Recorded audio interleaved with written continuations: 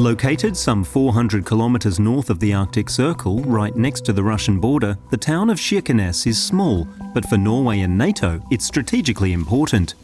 Since Russia's invasion of Ukraine, people here have been reassessing how best to deal with their large neighbour. This is our country. This is Norway. It's about protecting what we have. Without someone to defend it, it won't be Norway much longer. When the day comes, I'll be ready to defend our country.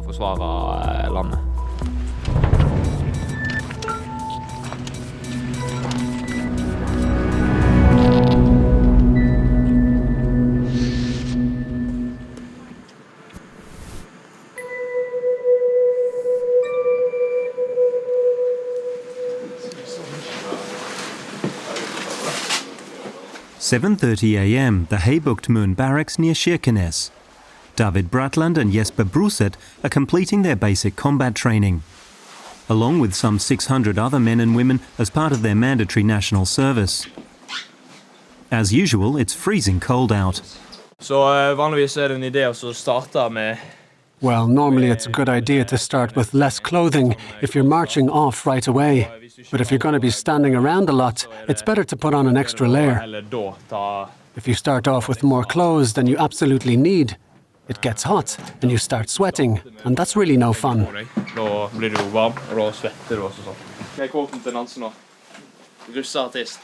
Jesper Bruseth and Bratland belong to the Ranger Battalion GSV, which is part of the Finnmark Land Command. Their job is to monitor the almost 200-kilometre-long border with Russia, and, in the event of war, to defend it. Since the Russian invasion of Ukraine, their service at NATO's outer border has taken on a whole new meaning. They're now facing a potential aggressor.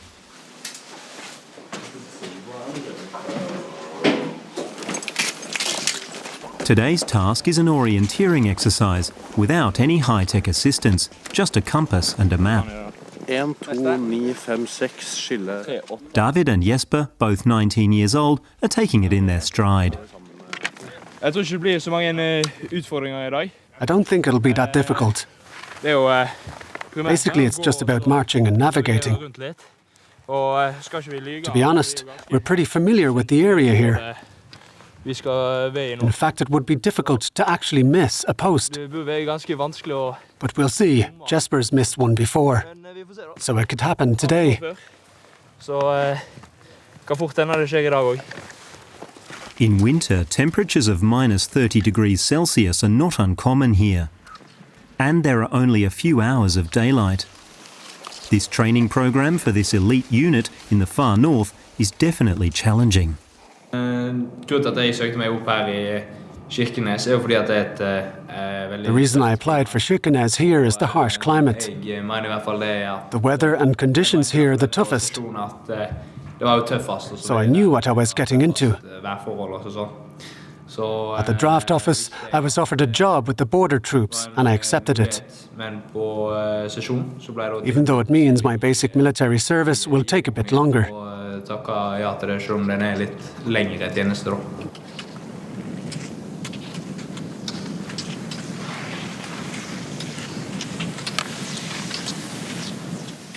Norway is a founding member of NATO and has a powerful army. With 27,000 soldiers and a total population of around 5.5 million, Norway's army is proportionally twice the size of Germany's. In Norway, military service is compulsory for both men and women. But in practice, the army only recruits the best. Military service comes with respect and often leads to better career opportunities later on. I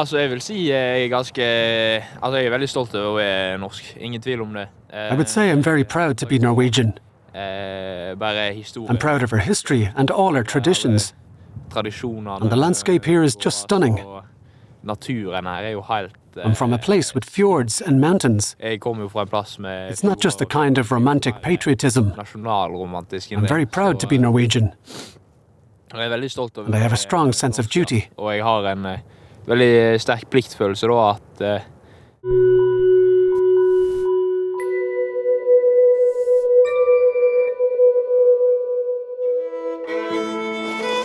Yevgeny Gorman is Russian and has lived with his family in Kirkenes for over 2 years.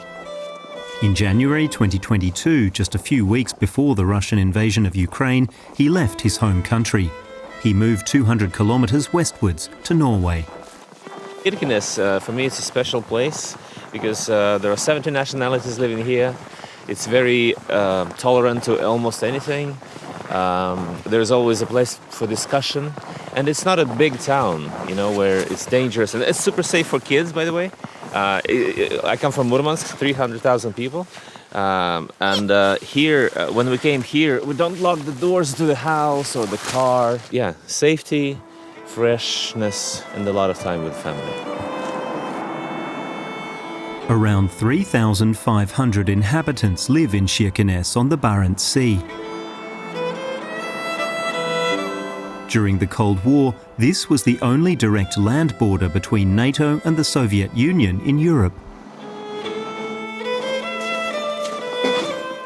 In his native Russia, Yevgeny Gorman once served as Minister of Culture for the Murmansk region. He had his own theatre and was an impresario, actor and director. When he left Russia, the Norwegian province was his chosen destination. Kirkenes is a border town, only 15 minutes from Russian border thing, and for many southern Norwegians, for example, from Oslo, this was considered to be this dead end of Norway. So not a popular place. Iron mine, you know, mono city. But then what happened is that the borders opened. The mine closed. It was a depression in 1996. But the borders were open, and the international cooperation grew more and more. It became crossroads for international cooperation. It became this center of the Barents region established in 1993. Norway, Russia, Finland and Sweden agreed to collaborate in areas ranging from trade and fishing quotas to culture and the arts. The Barents Spectacle in Kirkenes has been a flagship project ever since. Yevgeny is the festival's curator. Yeah, Barents Spectacle was established in 2004. So today we celebrate 20th anniversary of this festival. It started as Russian, Norwegian, Finnish, Swedish festival, you know, to invite professional artists and do it in such a central crossing point of the Barents region. And suddenly Russia is an aggressor of the worst kind. So we decided to continue, and we saw how important it was for people to go and visit all of those Russian-Norwegian projects planned, but with a new perspective, with a new kind of circumstances. And that was actually for the first time in my life I saw that art matters. The opening show will take place on the frozen Lake Furstevatn on the outskirts of the city. The performers hope to thrill the audience and to make them think. The performance is fully unscripted. The artists come together to create it.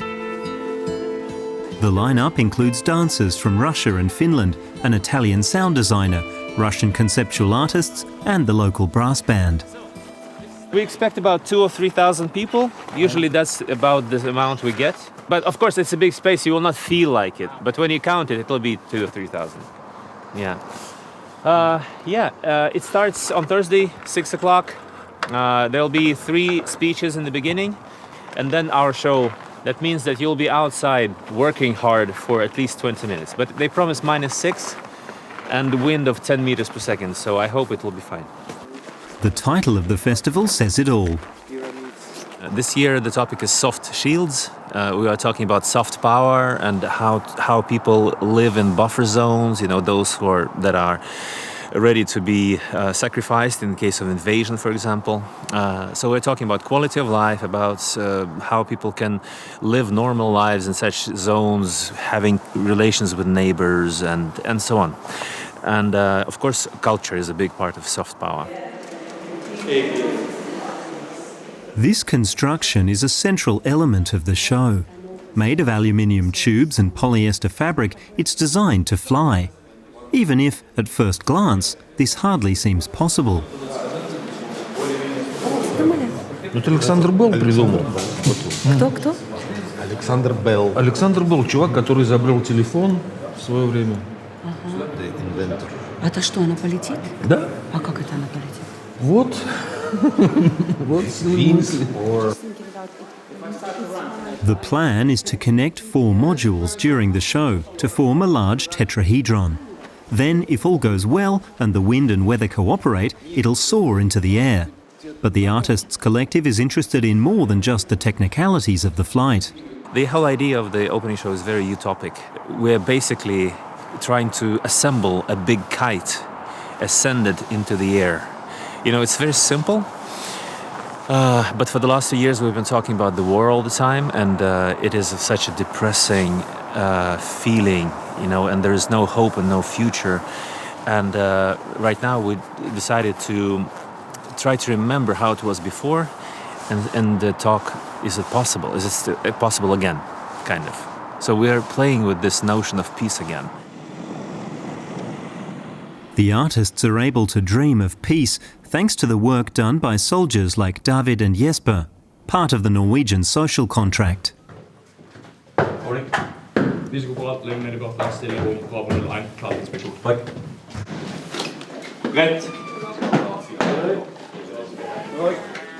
Time for a dorm inspection for David Bratland and his 5 roommates.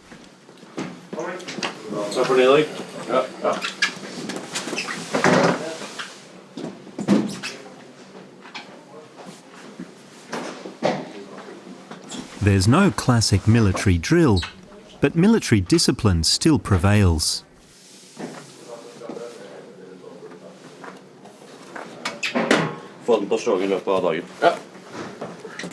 Norway's been gradually increasing its military presence up here in the north since 2018. An additional 150 recruits are now learning how to use heavy weapons for air and anti-tank defence.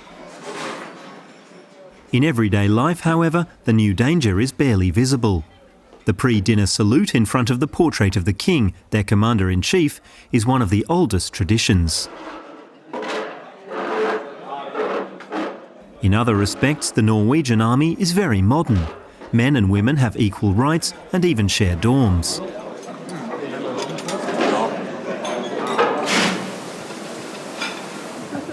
Det tar litt tid også å venne seg til, ja. It takes a while to get used to it. Then you stop thinking about it. But at first it's a bit annoying when you're sharing a dorm and can't just walk around naked. Ikke bare boys, det at du kan ikke spade rundt naken lenger. You just have to put something on. Når du begynner å ta på deg undiken. But it's okay. Ja. Men ellers så går det... We're respectful with the girls in the company. Med jentene I kompaniet også. Så... let's repeat it. A few kilometres away in the festival hall in Kirkenes, performance artists and the local brass band are seeking a shared form of expression. The big opening show is only a few days away, but right now nobody knows what it'll be. I trust they're professional and they're really cool. It's just that the start is always weird, yeah. But what I think will happen is this is the beauty of the process. You know, out of nothing, in 3 days, I really hope it will be something amazing. You know, so right now we're at the stage of nothing.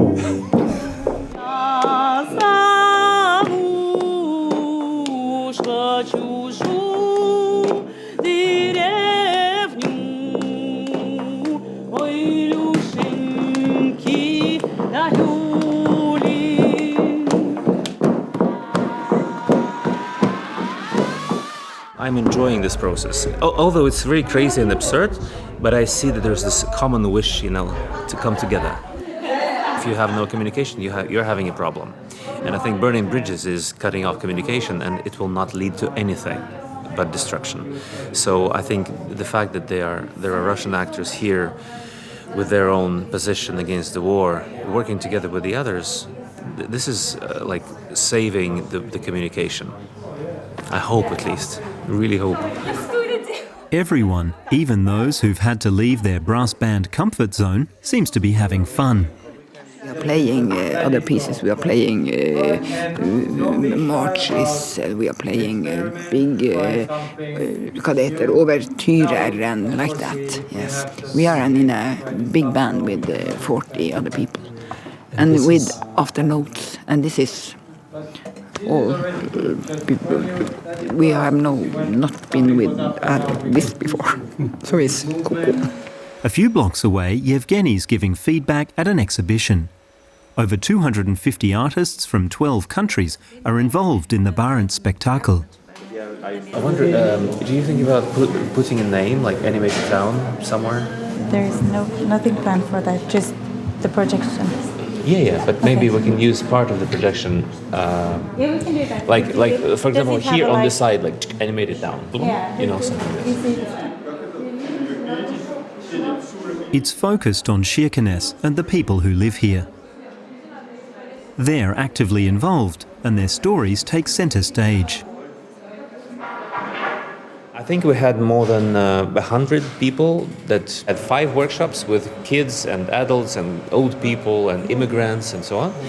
And they made interviews, they drew, they painted, they made sculptures out of plasticine and whatever. It was a big process for 3 days. And now, for 4 more days, they're building the exhibition. And this exhibition will contain the stories that were made throughout the workshops.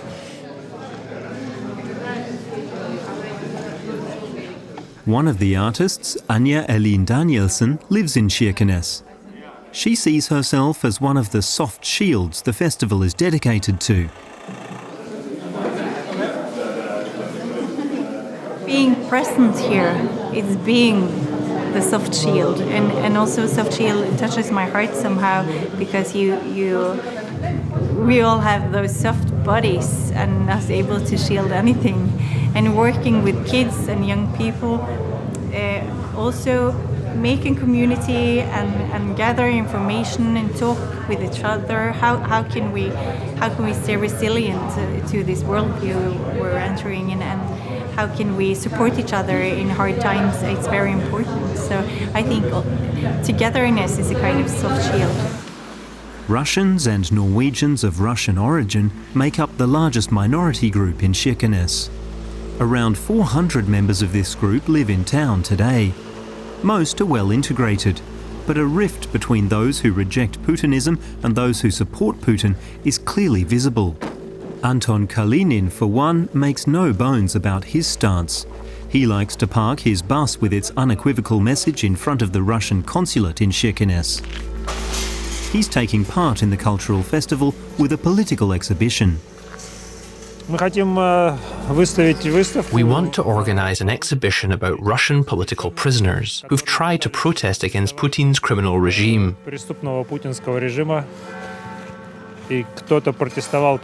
Their only crime was to protest against the war. And now they're locked up in Russian prisons.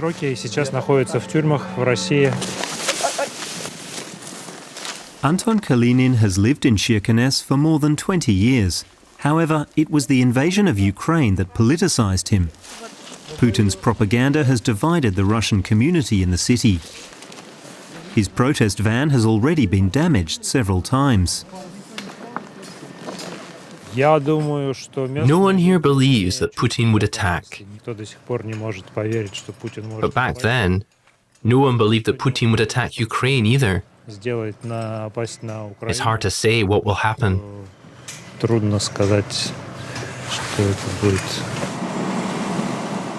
It's only 10 kilometers from the city to the border crossing to Russia.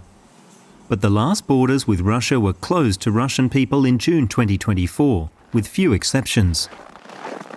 The Yarfjord border post is located very nearby.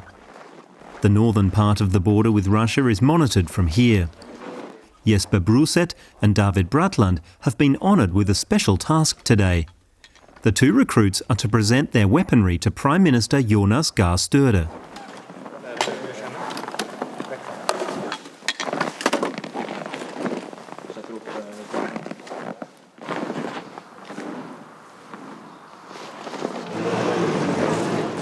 Norway is underscoring its territorial claim to the Barents Sea with its military presence and the promotion of civilian infrastructure.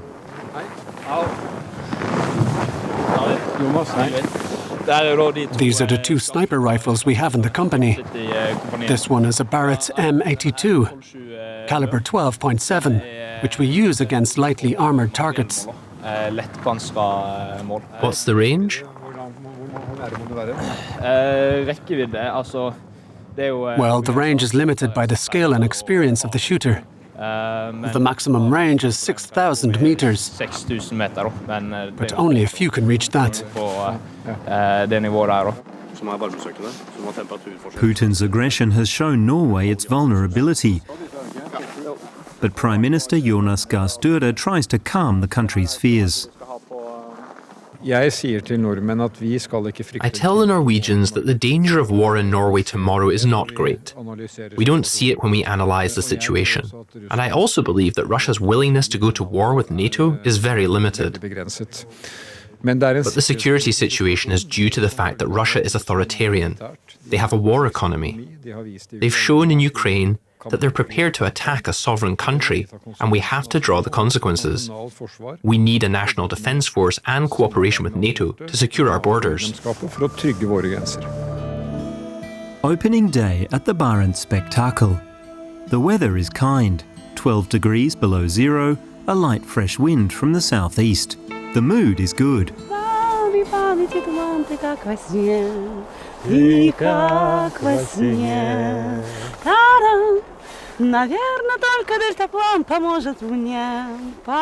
Yevgeny Goman and actress and singer Yekaterina Bespalova forget the tension for a moment.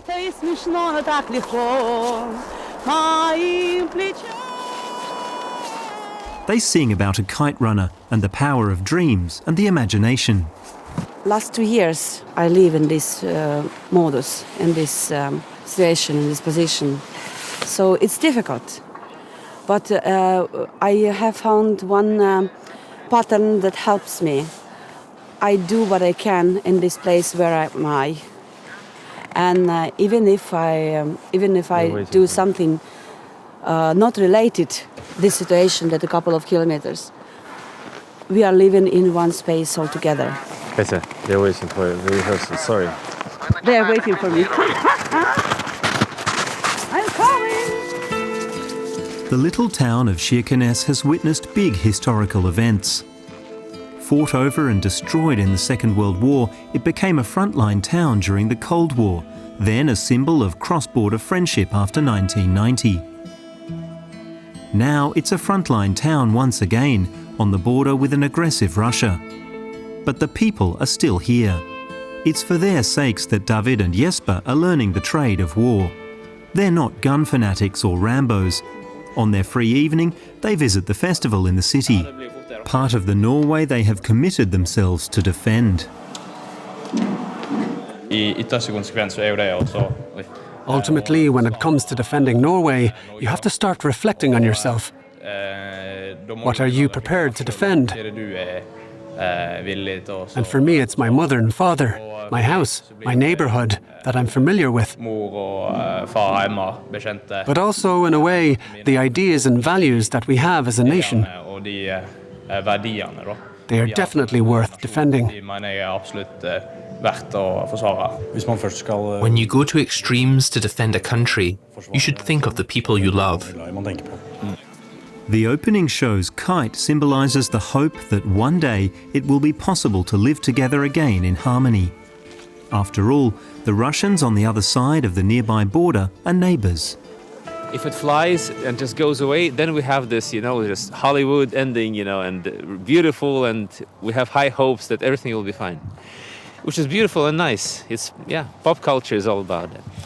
But then if it doesn't fly, then we have this hard feeling of it just doesn't work. The idea is not working, we will not accomplish anything. And then if it flies and then falls, this will be like everything is useless. The thermometer now reads minus 15 degrees Celsius. The wind makes it feel even colder.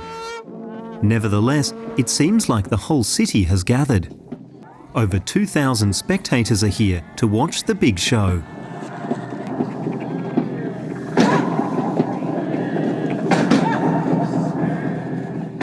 Everyone is free to interpret the performance as they like. A stone's throw from the Russian border, there are no limits to the imagination. And then, the big moment.